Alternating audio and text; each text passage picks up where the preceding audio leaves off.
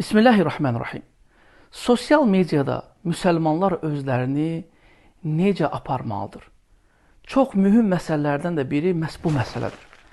Bəzən fikir verirsən ki, bəzi insanlar sosial mediada məhrəmlərini, yediklərini, içdiklərini, hara getdiyini, gəzdiyini bütün insanlara açıq bir şəkildə paylaşırlar. Başa düşmək olar, bir insan hər hansı bir işlə, ticarətlə məşğul olur və o ticarətini çəkir, işini çəkir, göstərir. Burada hər hansı bir qəbahət yoxdur. Lakin bir müsəlman şəxsin yediyini, içdiyini, gəzdiyi yerləri paylaşması nə dərəcədə doğrudur? Nə dərəcədə doğrudur ki, hər kəs dostluğunda olan 5 min, 10 min, 15 min, 30 min insan bu insanın hər bir halını bilir. Və bu, hər hansı bir müsəlmana xeyir mi gətirir, yoxsa mənfi bir xüsusiyyət kimi yazılır? Buna diqqət yetirmək lazımdır.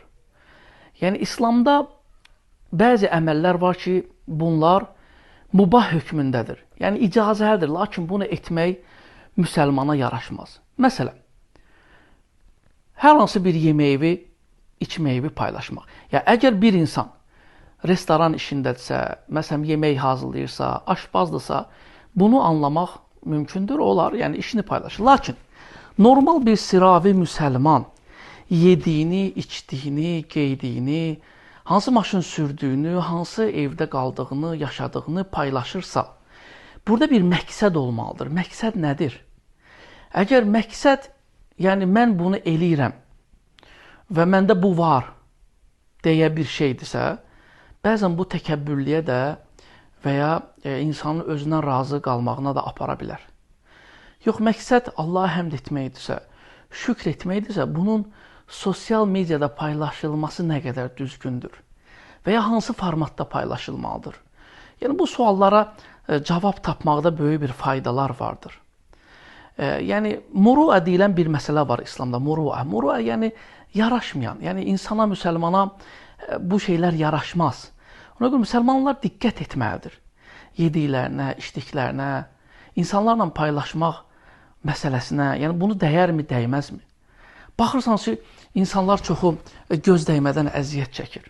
Baxırsan, niyə əziyyət çəkirlər? Uşaqlarını paylaşırlar, ailələrini paylaşırlar.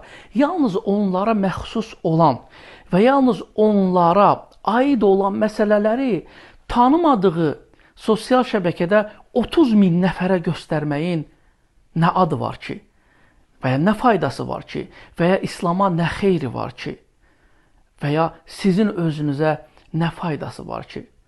Unutmayın, həsəd, göz ən böyük müsibətlərdən biridir.